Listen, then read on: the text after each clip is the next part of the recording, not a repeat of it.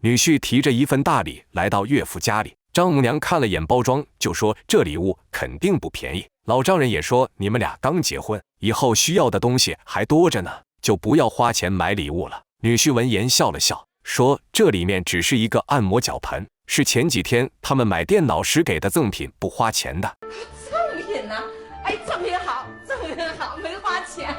挺好。来，你放这儿吧。吴海鹏让岳父岳母现在就试试看，说年纪大了多泡脚好处多着呢，还介绍起这按摩盆的功能，说它不仅能自动按摩，还能自动加热，冬天用这个暖脚再好不过了。丈母娘听后有些担忧，万一加热过头烫伤了怎么办？一旁的女儿高彤抢先说，这脚盆温度到了一定程度就会自动断电的，完全不用担心。丈母娘听后这才放下戒心，然而谁也料不到，这一个孝心满满的礼物竟会在不久之后给这个家带来毁灭性的灾难。自从用上这个按摩脚盆后，老高就爱不释脚，没事就要泡上一泡。这天下午，高母打扫完家里的卫生后，叫老高一起进去午睡。老高说他还想泡一会儿，让高母先去休息。可等高母睡了一觉起来后，却发现老高还没进来。出去后看到他竟在沙发上睡了过去，脚还泡在按摩盆里。高母把手伸进去一摸，直接被烫得惊声尖叫，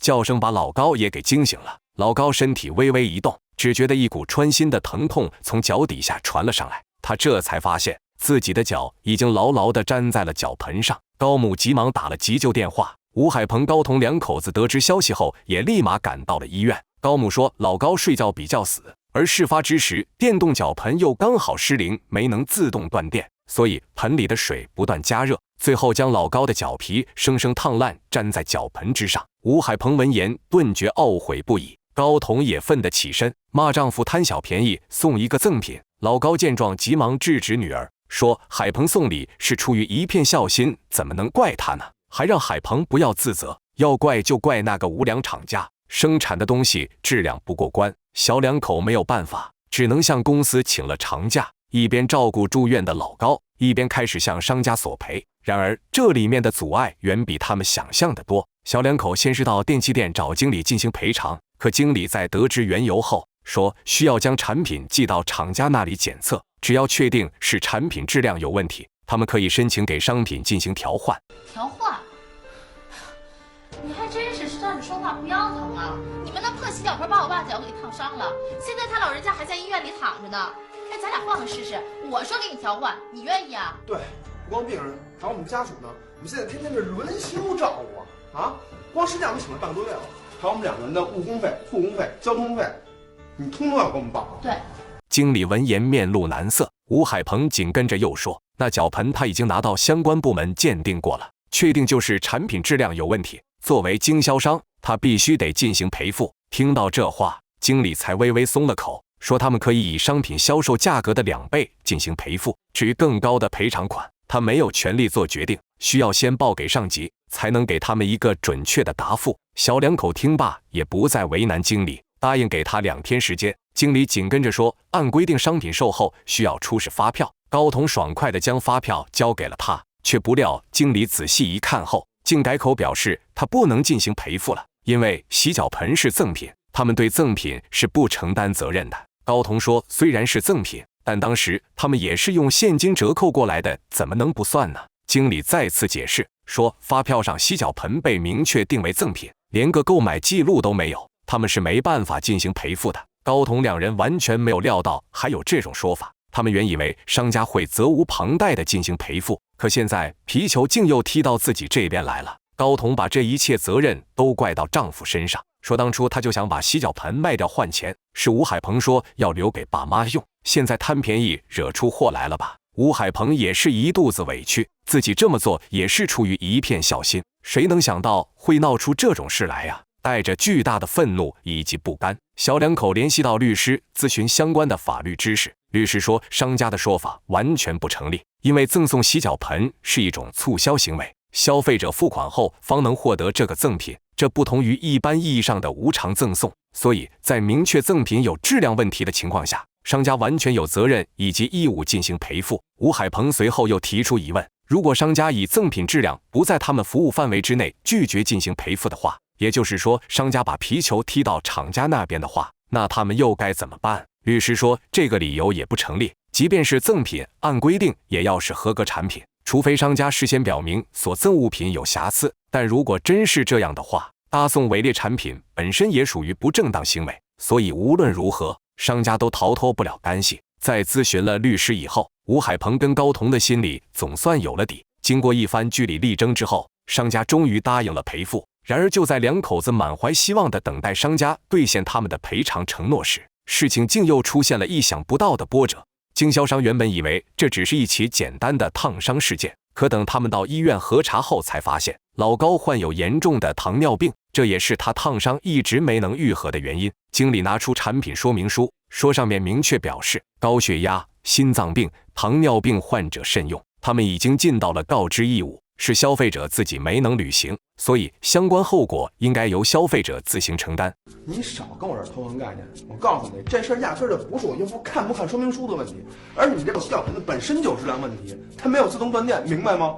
可此时的经理底气却非常足，不论高彤两口子如何索赔，他都以提前告知风险为由拒绝进行赔付，还说糖尿病患者本身就有诸多禁忌，这件事完全是因为他们做子女的没有尽到子女的义务而引起的，要负责任的应该是他们自己。双方为此争论不休，事情再次陷入僵局。而就在这时，医院那边又传来噩耗，因为老高患有严重的糖尿病，这次又是大面积烫伤，仅靠药物很难使伤口愈合。不止如此，伤口还出现了溃疡现象，病菌已经深入骨髓，并且有向上蔓延的趋势。如果不及时截肢的话，还会引起更多的并发症，最终危及生命。吴海鹏难以理解，只是一个小小的烫伤，怎么会闹到截肢的地步啊？其他人烫伤了，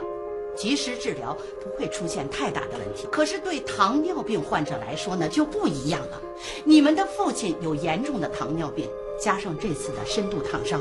所以吴海鹏，如果我爸要是有个3千6万，我跟你没完！而令人没想到的是，一向和蔼沉稳的老高在听说自己要截肢后，竟当场崩溃了起来。吴海鹏看着这一幕，心里的自责也上升到了顶点。他完全不敢相信，自己不过是想尽一次孝心而已，老天爷怎么就跟他开了这么大的玩笑？而他更想不到，命运对他的折磨还远远没有结束。为了安抚住父亲的情绪，高彤已经几天没有合上眼。这天早上，在高父以及吴海鹏的联合劝说下，他终于答应回家休息一会儿。临走时还不忘叮嘱吴海鹏，父亲再过2天就要动手术了，他这个人有什么事都是藏在心里不说出来，所以一定要看好他。吴海鹏信誓旦旦地保证着，随后便送走了妻子。过了一会儿，高母看老伴情绪稳定，就让吴海鹏先陪着老高，他出去把脏衣服洗一下。丈母娘走后，吴海鹏忍不住再次向老丈人道歉，而老高对他还是一如既往的宽容，让他不要太自责。就在这时，吴海鹏的手机响了起来，打电话来的是他的同事，说吴海鹏请假已经整整1个月，上司那边下了最后通牒，如果明天不能到岗，以后就不要再来了。吴海鹏在走廊里不停地求同事帮他说好话，却没注意到病房内的老高也已经开始行动了起来。等到吴海鹏再次推开房门时，竟发现床上的老丈人已经不见了踪影，而一旁的窗户打开，吴海鹏顿觉天塌地陷。一向心思比较重的老高，因为没有勇气承受自己将要截肢的现实和痛苦，以及失去双脚后生活不能自理的无助，趁着吴海鹏在外接电话的功夫，草草结束了自己的生命。或许他能因此得到解脱，然而留给家人的却是无尽的折磨。老高烫伤的事已经让吴海鹏夫妻的关系变得异常紧张，现在又因为吴海鹏的一时疏忽，父亲跳楼身亡，两人之间的关系已经彻底到了无法挽回的地步，并且这一次就连高母也对他深恶痛绝。你个害人精！我跟你讲，我1秒钟都不想看见你，你给我走你！妈，你别笑我爸，我真不气你妈，你给我走你！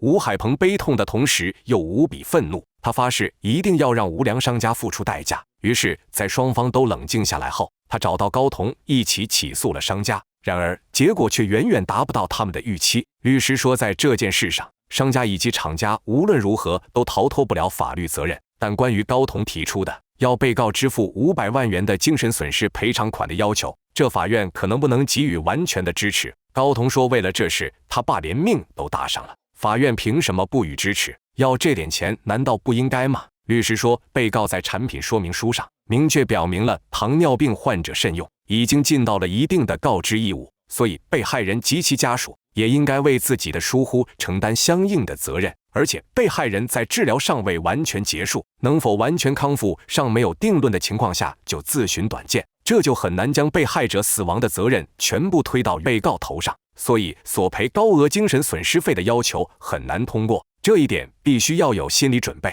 我只知道，如果不是因为这个洗脚盆有问题的话，我父亲也不会死。告不倒这些黑心商家，我绝不罢休。不久之后，法院对此案进行了处理，判决2名被告、生产商以及销售商共同付给原告医疗费、误工费、护理费、交通费共计6500元。而至于高彤提出的500万元精神损失费，最终只拿到了6万元。高彤对此愤恨不已，可又无可奈何。维权的事总算落下帷幕，而跟他一起结束的，还有高彤跟吴海鹏的婚姻。吴海鹏想再挽留妻子，可高彤已经铁了心的要离婚。我爸因为你死的，就算我妈再过下去，你觉得还会幸福吗？